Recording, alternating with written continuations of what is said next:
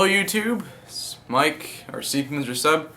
Just want to apologize for how late this video has been, and I'm just going to say the real reason why I haven't been doing anything on YouTube for those 2 weeks and why I haven't really been doing much for the past week is because the first 2 weeks I actually didn't have computer problems. I was on a European vacation.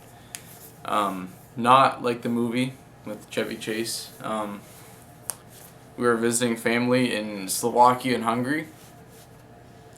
And I wasn't going to say I'm going to be in Europe for 2 weeks because, you don't want people to know that, you're gone and your house is empty, especially when you have like train stuff in your basement. So I just made up the computer thing.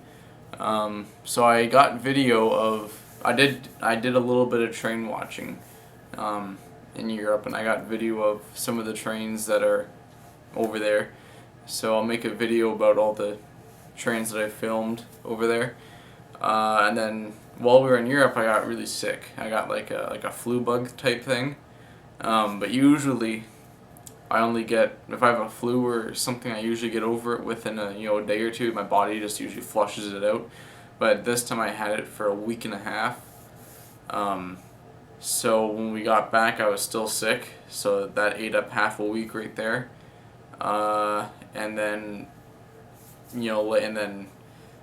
I've been, back to normal for like the last 2 or 3 days, so I haven't really had much time to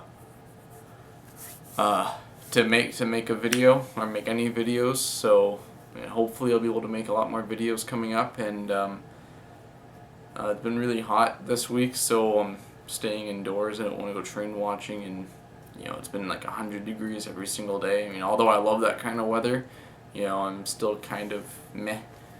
So I'll get some videos edited, and I'll get those posted, and yeah. So with all that out of the way, it's question and answer time. So only a couple people asked me questions, but one person asked me a whole bunch of questions, so I got about 6 questions. So I kind of was hoping for more than just 6 questions, but I'll take it. So I kind of wrote a script for it, because I have a bad memory, so I can't remember everything. Alright, so first off, CNSD75I asks, what is your favorite EMD unit? And my favorite EMD unit is the SD40-2 is my favorite. The SD60 and SD60M, they're tied for second, and the GP38-2 is third. But I have nothing against the SD75I though. And SP Choo Choo asked me 5 questions. So the first one is, how many CP trains are in and out of Windsor a day? So there aren't many trains that originate in Windsor, and most of the trains that do originate in Windsor are locals. Train 254 originates out of Windsor Yard and goes to Hamilton, and then the westbound version is 255, and it terminates in Windsor Yard. And then 440 and 441, they use that. Those trains are discontinued now. They don't run anymore because of the whole Hunter Harrison thing getting rid of trains. But 440 and 441 also used to originate / terminate in Windsor Yard, but the cars that would have been put on like 440 are now sent to Walkerville Yard from Windsor Yard, and they're picked up on a train that goes east. So like they'd be picked up by a train from like so like say there was cars that would have went on a 240, I mean on a 440, they would bring those cars to Windsor Yard and put them on like and say 240 comes by around the same time. 240 would lift those cars, because 240 trains 240, 241, 242, and 243 all stop in Windsor Yard to or Walkerville Yard to drop and lift cars, and yeah.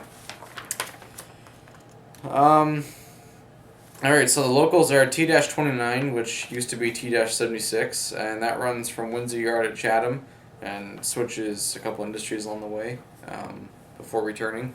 So it switches the ethanol plant in Chatham, it switches the grain silo at Elmstead, switches the grain silos at Thompson's, at Kentbridge, which is near Chatham. There's a couple more grain silos. I think there's grain silos at Haycroft that they switch. And yeah, so it's not usually a big local. The longest I've ever seen is like 20 cars. Okay, so T-27 originates from Windsor Yard and heads to Walkerville Yard to Y itself at Walkerville Junction using the Pelton Spur. And then once it's wide itself, it heads west through the under the train tunnel, and it interchanges cars with CSX in Detroit. So, like, there's usually a pretty good sized cut of cars like auto racks and tank cars and box cars and like steel, like flat cars that would carry in steel, like plate steel. And so they usually go back empty. Or no, sometimes they'll go back loaded too. But anyways, there's usually a long cut of cars that come out of Windsor Yard and they go to I forget which yard it is. I'm not sure which yard it is in Detroit. It's near it's near Delray Junction, and so T-27 brings the cut of cars to that yard and drops them, and then CSX has usually a cut of cars that sits there for CP, and they bring them back east. So the train turns into T-28 and it comes back, and it usually has a nice lash up. There's usually like from like videos that you've seen of mine. T-28 usually has like SD40-2s and Jeep 38-2s, and I've seen it before where there was two SD40s and two Jeep 38s, and I've seen it where it was four SD40s, and I've seen it where it was three SD40s, and it's always interesting seeing what's on that train. Okay, so, and the cars that T-28 brings back those cars are usually for either T-29, ETR. CP brings in cars for ETR to switch at the industries that ETR services, or if there are cars that come in to be put on 254, or are cars that are brought in to be lifted by other road trains like 240 or 241, etc., etc. And then CPT-24 is an intermodal transfer to the United States that leaves Walkerville Yard. I'm not sure how the intermodal cars actually get to Walkerville Yard because there's no intermodal loading facility in Windsor. And I know 142 and 143 usually do some switching in Walkerville Yard, so I think 142 will drop a cut of cars in Walkerville Yard side, or like 240 or 242 or something like that. Those trains sometimes have intermodal cuts, so that might be where the intermodal comes from. I don't know. I just know a train drops a cut of intermodal cars in Walkerville Yard, and then T-24 brings them to Livernois Yard in Detroit, but I think it's Livernois Yard. I'm not 100% sure. Livernois Yard is the only yard in Detroit that I know of that CP actually runs through. It's an NS yard, but CP is on NS trackage rights all the way to Chicago after the train tunnel from 24th Street in Detroit all the way to Chicago is owned by NS, and CP has trackage rights on it. And I know CP goes through Livernois Yard. And I know Livernois Yard there's a big intermodal facility in Livernois Yard, so I'm pretty sure those cars go to Livernois Yard. And then there used to be about 30 through trains a day, but with all the cuts that Hunter Harrison has made, there's maybe 20-ish trains that come through, but some train like 242, 243, 240, and 241 they're usually ran twice a day. Like there's usually two of them, like one in the morning, one at night. So there could be more than 20 trains a day, but there's at least 20 trains a day, including the locals that I was talking about that are actually originate in Windsor. Okay, so the next question is, can double stack containers get through the tunnel? Example, New York Central to Detroit. So low cube 40-foot containers can go through double stack, and high cube containers cannot go through double stack. So like the 53-foot EMP containers and those and like the high cubed 40-foot containers, those can't go through the tunnel. They're too wide and they're too tall. Only the low cubed 40-footers can go through.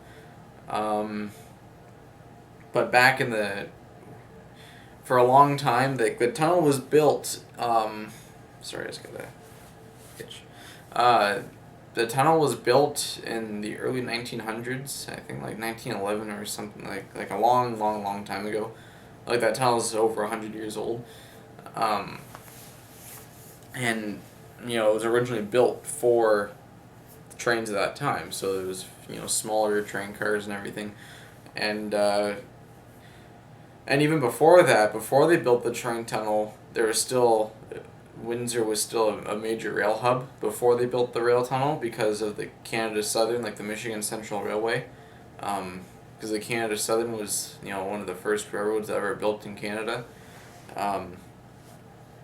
So they were running trains still, before they built the train tunnel, and those trains were going across the Detroit River by river barge, and back then the Detroit River was actually one of the busiest waterways in the world, but it's not anymore. And then they built the train tunnel so all the train cars could go through the rail tunnel, but then whenever they started introducing like auto racks and like the taller box cars, the high cube box cars, those couldn't fit through the tunnel. It was only like the smaller stuff could fit through the tunnel, so those had to go across by barge. And Norfolk and Western operated those barges. So that happened. I don't know how many years that was going on for. And there used to be a big train yard in downtown Windsor because of the barges and everything. And that got tore up a long time ago. But in the 90s, CP and CN were working together to make the tunnel bigger, but CN decided to pull out and they built their own tunnel at Sarnia. So basically all the trains you see on the Strathroy sub, those could have been trains that could have been coming through Windsor on on the Queso or whatever, but that didn't happen because the train tunnel didn't get built tall enough in time. But CP continued to build the train tunnel to be bigger, and after a couple of years and I don't know how many millions of dollars it took, they got the tunnel big enough so that auto racks and high cube box cars and double stacked 40-foot low cube containers could go through. But now they want to make a new. They can't. The tunnel has already been built as big as it possibly can get now, because if they build it any bigger, then it'll be unsafe. So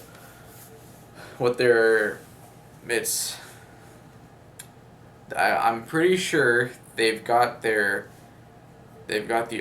go ahead to start the project, but I don't think they're going to start it yet. Like I think it's still like very early, but it's starting to look good. There's going to be the CP wants to build a brand new rail tunnel next to the old one.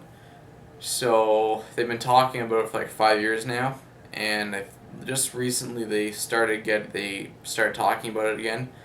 And I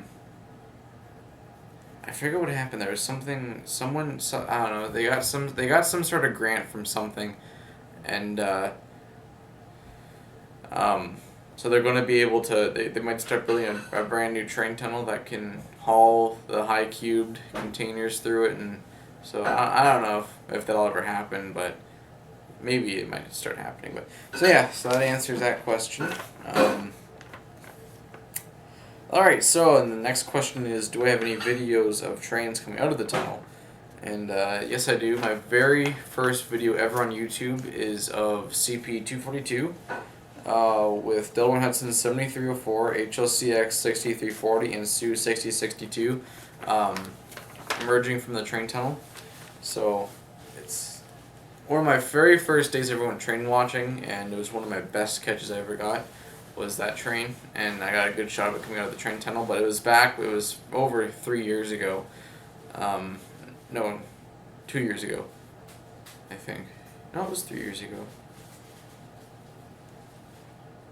No, because I've only been on YouTube for 2. Okay, it's been 2 years since that happened, since I filmed it, and so my voice is a lot more high pitched, and I didn't really know how to keep the camera straight, and I didn't really understand not to yell when I saw the train, so it's kind of, I'm going, I see the train, yeah, and then I was like, oh sweet, it's a Delaware and Hudson. So if you want to watch it, you can watch it. It's my very first video ever on YouTube.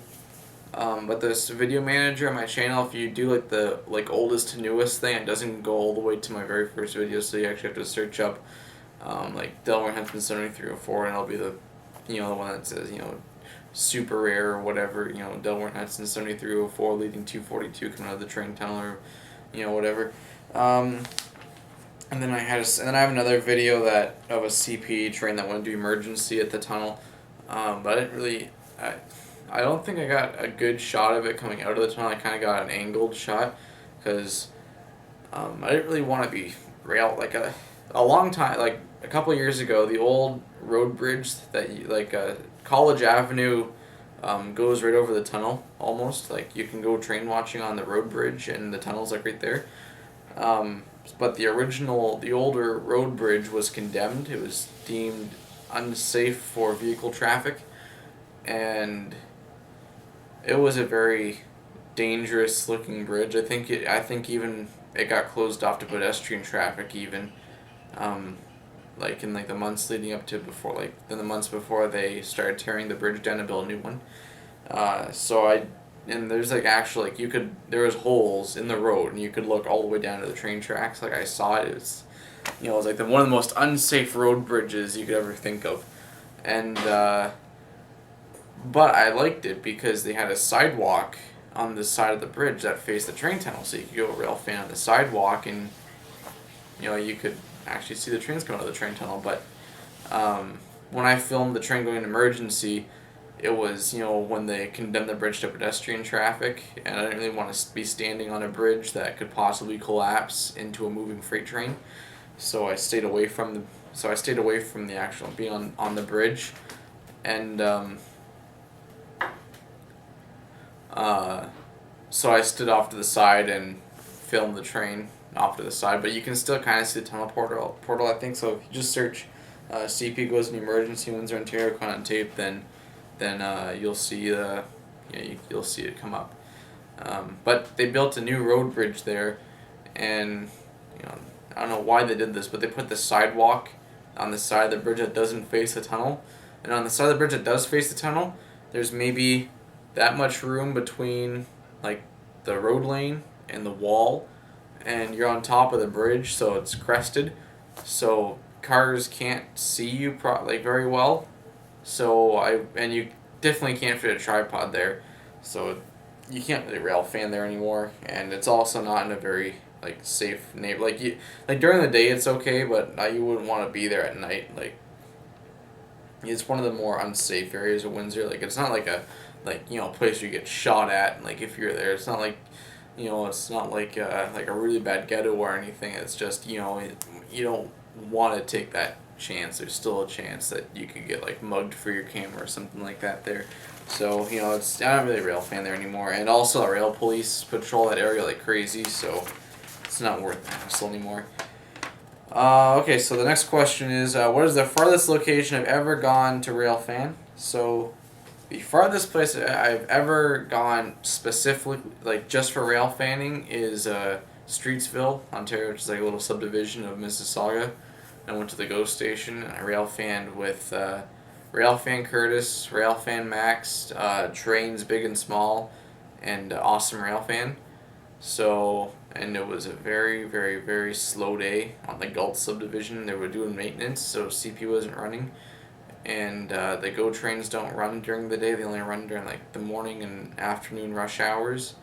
So there was no Go trains, there was no CP trains, and we only, and I was there for about 3 hours, and I caught one Go train as we were leaving. The Go train pulled up, so I was able to film the Go train. But I still had lots of fun because I got to meet all the Toronto rail fans and all that. So it was fun. And then the furthest place I've actually gone that I caught trains was Vienna, Austria. On the European vacation I just took, so we took a day. We went to Vienna, Austria for a day because it's like a 45-minute train ride from Bratislava, Slovakia. So yeah.